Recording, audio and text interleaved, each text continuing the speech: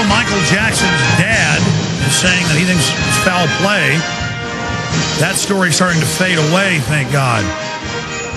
But now it's Sonia Sotomayor, and that's actually newsworthy because I've got the quotes from her book.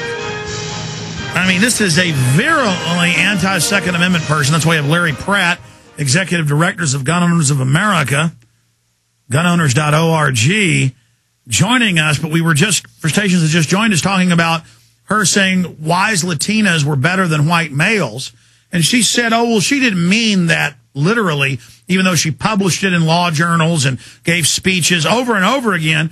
And even though she is worked with La Raza and Metcha and other groups and has actually advised and worked in the inner corporate workings of La Raza, whose motto is, for those in the race, everything, for those outside the race, nothing. That's very Hitlerian, but people always call it reverse racism. Let me give you a little news tip. There's African tribes killing African tribes, Christians killing Muslims, Muslims killing Christians, Animists killing Christians.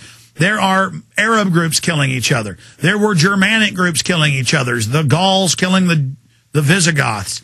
This stuff is ongoing. It's called tribalism.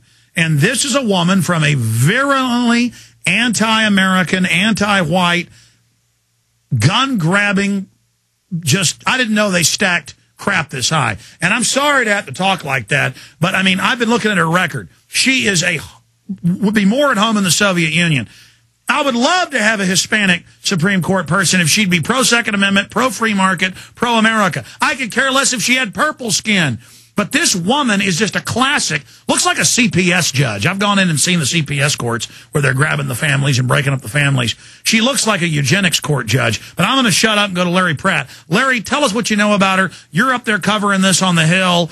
Get into more on her race activity and also her gun-grabbing activity. Well, I indeed would like to comment a little bit more on her racism. Because she's a Latina, we're not supposed to really talk about these things. It supposedly makes us racist to observe and comment on the fact that she's a racist. Well, I want to say something about that because that has come up a number of times when we've been interviewing the media. And I point out, bring it on. I'll be happy to talk about that.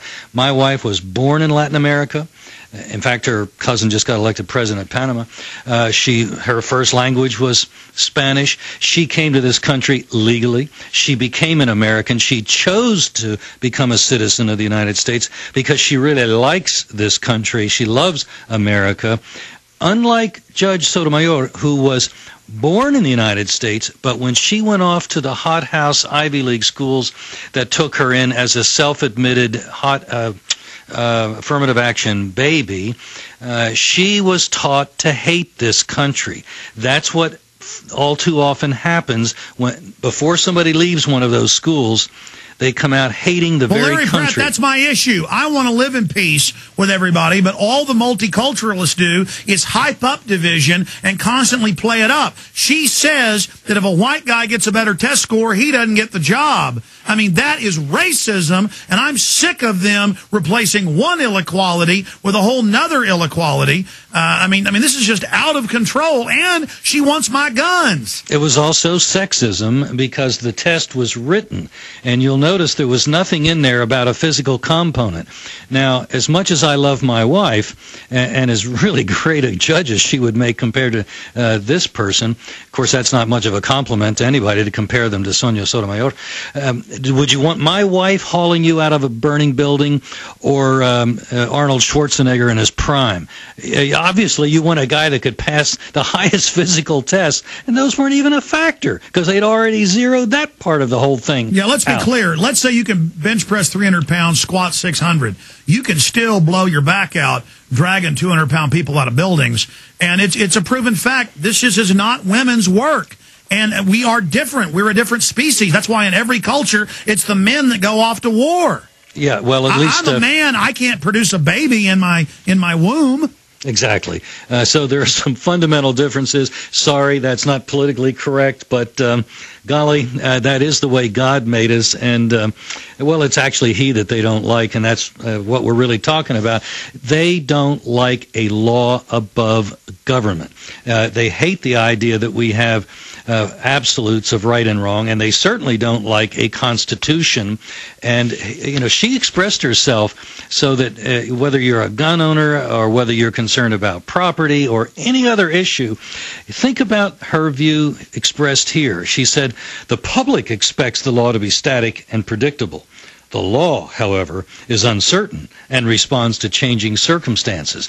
Well, she personifies the law. She thinks she is the law. She, in another speech at Duke a few years back, referred to herself as a policymaker.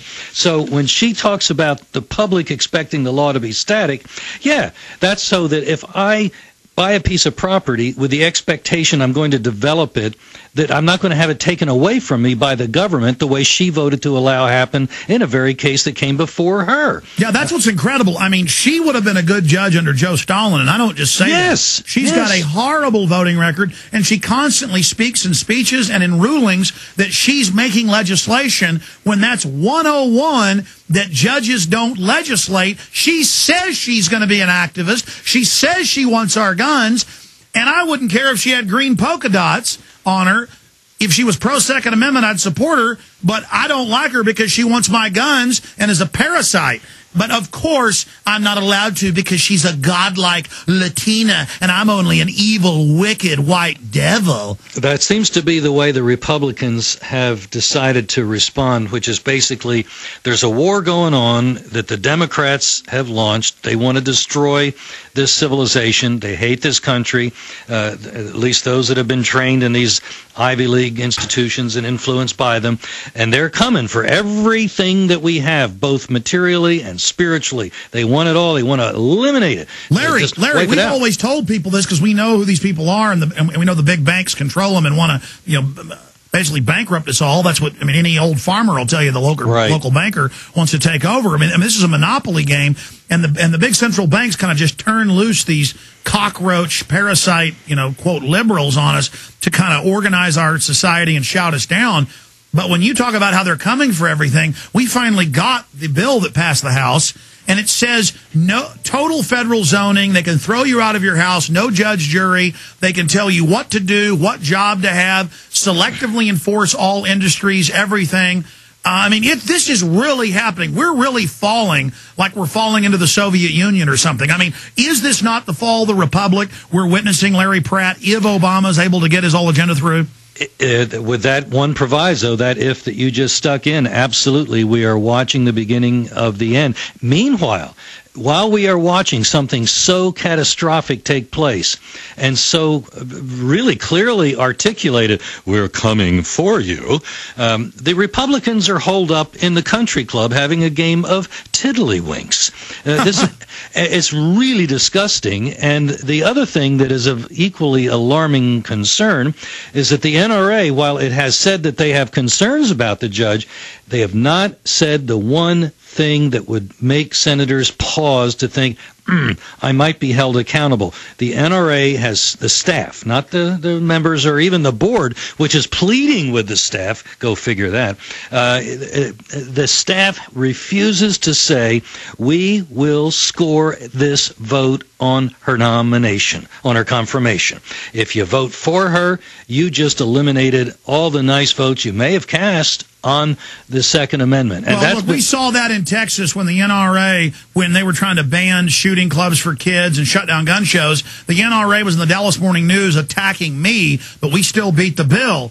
So the issue here is they're clearly controlled opposition. Gun Owners of America is the only true gun group, and more NRA members are starting to discover this, Larry.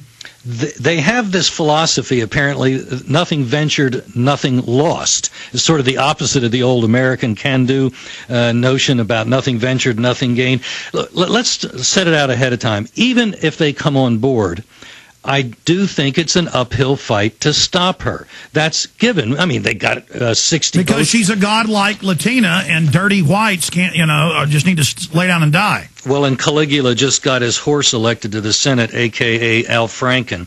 So So we won't speak about which end of the horse got elected. That's a good one, Larry. But in any case, we are in this desperate struggle, and we're just kind of watching things happen. We've been urging people, please call the NRA. If you go to gunhunters.org, you'll find an alert we put out on it. It has an 800 number you can call and tell them, hey, guys, there's a war. Get on the field. You've got weapons. You're equipped. Now, what if we lose? Which certainly we have to admit that right now, that's certainly the more likely outcome.